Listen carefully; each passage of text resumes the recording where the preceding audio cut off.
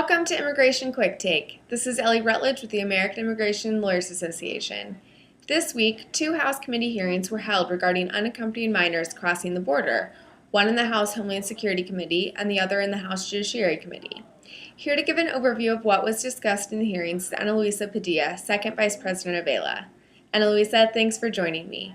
First, let's start with Tuesday's hearing in the House Homeland Security Committee. What was discussed? Thanks, Ellie. The House Security Committee met to discuss the escalation of unaccompanied minors traveling northbound, which is a regional humanitarian crisis born out of the rapid growth of crime, of violence, and poverty that is affecting Mexico and several Central American countries. They wanted to discuss what the next steps should be, and the reality is that this humanitarian crisis is not only affecting the United States, but the entire Central American region. The fact is that other countries in the region, such as Belize, Nicaragua, Panama, and even Costa Rica, have seen a striking 435% increase in asylum applications from Guatemalans, Salvadorians, and Hondurans. And this is even more dramatic when you consider the size of these countries. And despite the rhetoric that this is a problem stemming from U.S. executive action, the reality is that this crisis has been growing for years.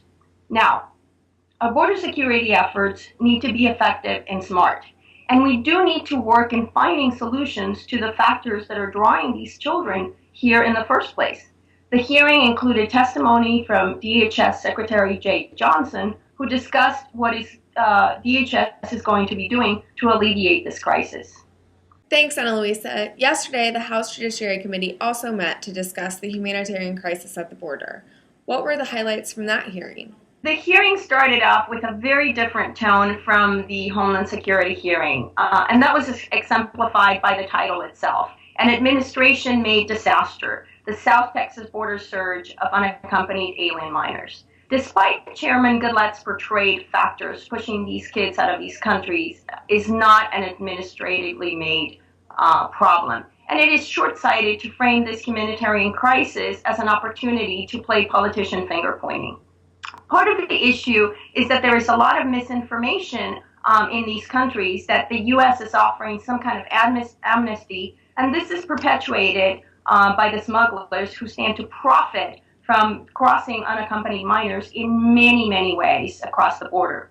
Now, we need to address the root causes of this crisis and provide accurate information to the families in these countries and the realities of the situation once the children arrive to the United States. Sadly, much of the rhetoric at the hearing is in no way focused on real solutions.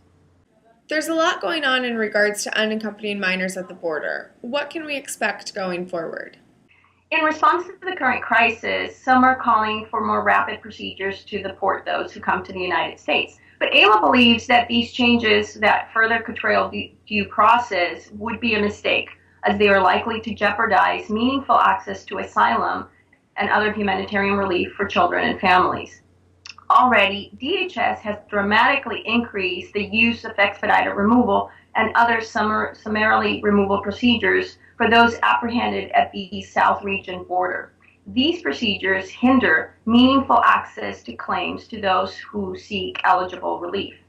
The United States cannot compromise humanitarian principles and must ensure that children and families who come are given the opportunity to present their case to an asylum officer or an immigration judge. The solution to this humanitarian crisis, Ellie, will require comprehensive and coordinated efforts by not only the U.S. government, but foreign agencies and international and domestic non-governmental organizations. These steps will take time to develop and implement.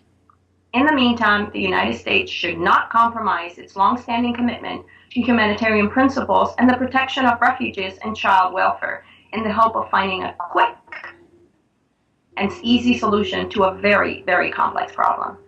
Thank you, Annaluisa, for joining us. For the rest of you, please stay tuned for more updates from the American Immigration Lawyers Association.